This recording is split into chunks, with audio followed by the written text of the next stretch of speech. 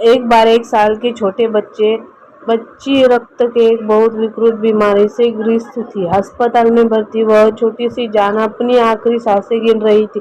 अस्पताल के लोग उस बच्ची के लिए बहुत प्रयास कर रहे थे, मगर उसकी कम नसीबी थी कि उसके ब्लड ग्रुप का रक्त कहीं भी मिल नहीं पा रहा था। इसीलिए एक आखिरी उम्मीद की उस छोटी बच्ची के बड़े भाई जो 6 साल का था, उसके रक्त को जांच की गई और उसका ब्लड ग्रुप मैच हो गया।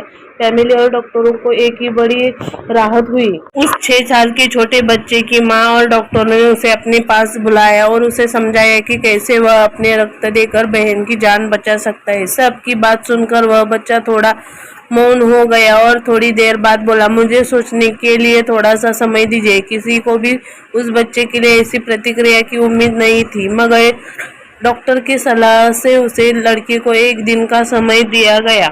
अगले दिन वह बच्चा डॉक्टर और माँ के पास आया और बोला, मैं बहन को रक्त देने के लिए तैयार हूँ। सभी उस छोटे बच्चे के फैसले से खुश हुए।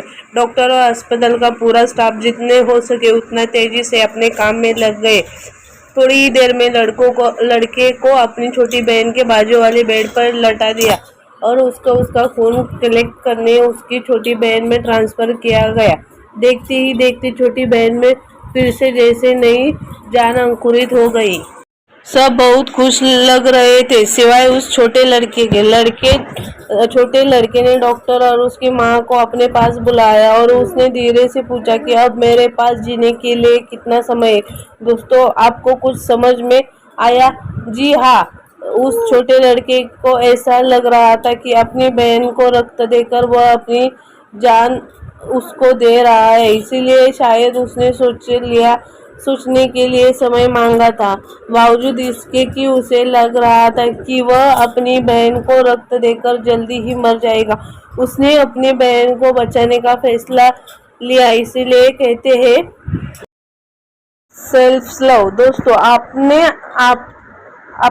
आपने जीवन में कब किसी की मदद की थी? आखिर बार आपने कब वास्तव में निस्वार्थ के थे?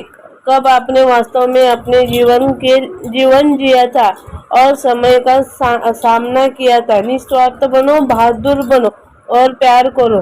दोस्तों, मेरी कहानी अच्छी लगे तो मेरे चैनल को लाइक, शेयर और सब्सक्राइब करो। धन्यवाद।